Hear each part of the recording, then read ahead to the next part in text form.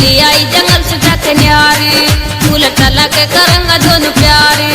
ना तू का तू मस्तारो, तू उठे गिरा पेड़ पिलंग पे मुआई मजो ना आरो। मैं तो ली आई जंगल से जाके न्यारू, रात गिरे मुहे हो जाहुल रे मुहे।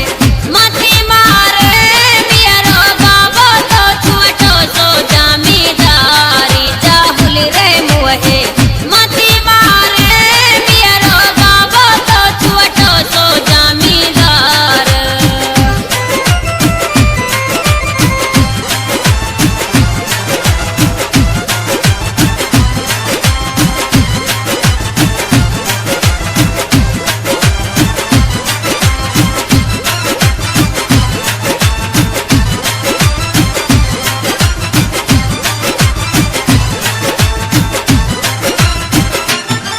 रात फुफलाना का सुन ले धर के ध्यान, तेरा कुंबा ने चुका दी मेरी जान। रात फुफलाना का सुन ले धर के ध्यान, तेरा कुंबा ने चुका दी मेरी जान। आखी अली जंगला जासू, हर तय तो तू जल्द मेरा साथ। आखी अली घर सामना लासू, तेरा कुंबा ने चुका दी मेरी जान।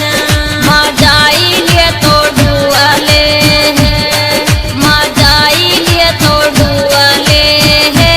राशिद पिपलाना को हम्बे, राशिद पिपलाना को छुअरा लाखी रेली। माँ जाई लिए तो डुआले है।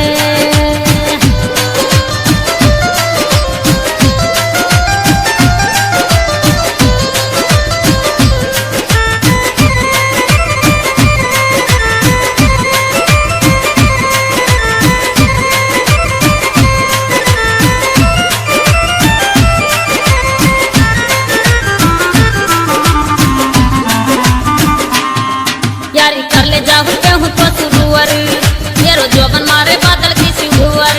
यारी कर ले जाहू केहू तो सुरुवर, येरो जोबन मारे बादल की सिहुवर। दिया वारिया पड़ी रो छुअटो, तेरा बाल में भया है कटरी में। यारी मुवल मरद का छुअटो, येरो जोबन मारे बादल की सिहुवर। जी हाँ दोस्तों, मोबाइल नंबर राशिद खान पिपलाना वाले के 77 40 98 71 89। गाड़ी नंबर बोले तो बाइक नंबर 3204, जाहू खान पिपलाना तिजारा 6375 25 38 10। Bike number 64 27।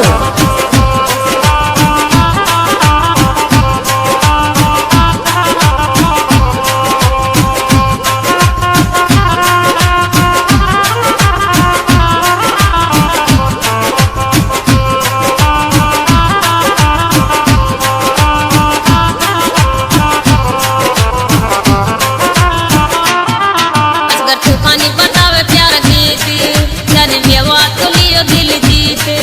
असगर तूफानी बतावे प्यार गीत, जाने मेवा तो लियो दिल जीत। शायरी धांसू यू दियवे, सजा मैडम के करे न कोई होड़ जमाना सारो नु कहवे। असगर तूफानी बतावे प्यार गीत।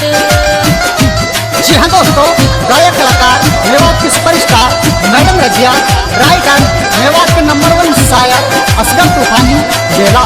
Mobile number 97 83 00 18 82।